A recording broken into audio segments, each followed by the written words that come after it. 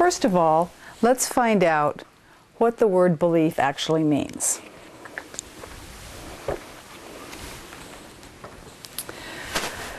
The word belief, according to the dictionary, is something believed, an opinion or conviction. So inasmuch as they're saying something believed, let's find out what believe means. Believe is to have confidence in the existence of something without proof that one is right in doing so. So, a belief is having confidence in something without proof that you are right in doing so. So one would say then that a belief system is what you have confidence in. Agree?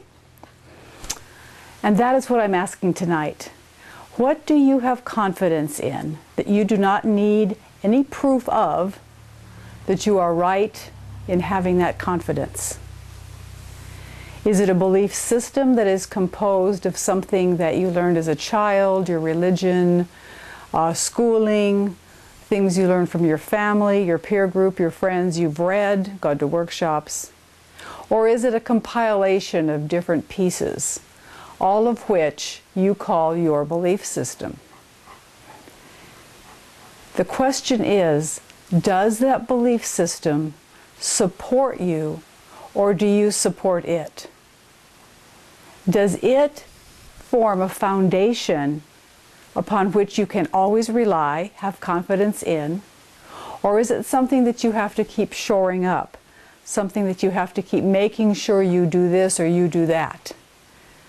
Many belief systems come from all kinds of different places. I just read a story the other day about a man and a woman, a couple married, who were having this big dinner party for their family.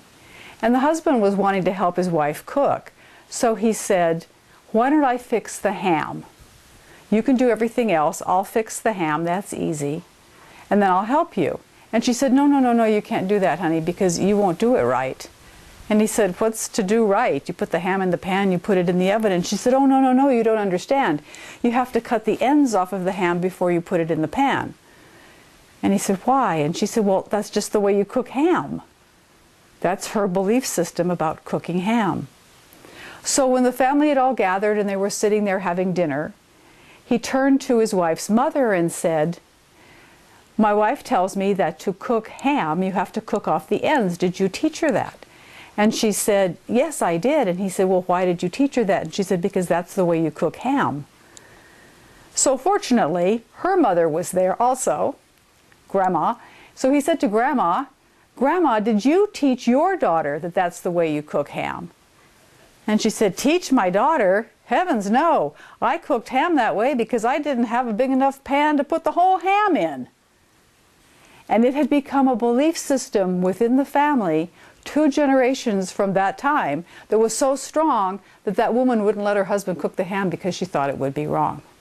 Now that's a very small and fun example of what happens with our belief systems. So I want you to ask yourself some questions about everything that you believe. I want you to ask yourself, first of all, where did the belief originate? Where did it come from? And that means you have to do some tracing back. That means you have to go through a long channel of finding out where that belief came from. Then you can ask yourself, why do I believe it? And what would happen? How would I feel inside if I no longer believed this particular thing? Does it bring up fear? And does it bring me a sense of peace?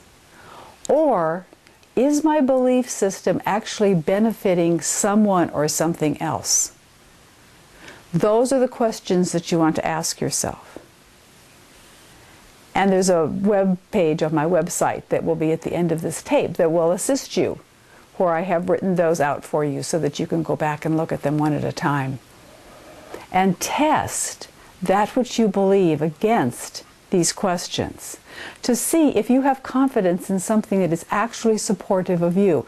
Because I will hazard a guess that if you follow this exercise and you do it truly, back to the originating point of whatever belief it is that you're talking about, you're going to find that 99.99% of the beliefs you have came from someone's desire for control or their need to be right, one or the other.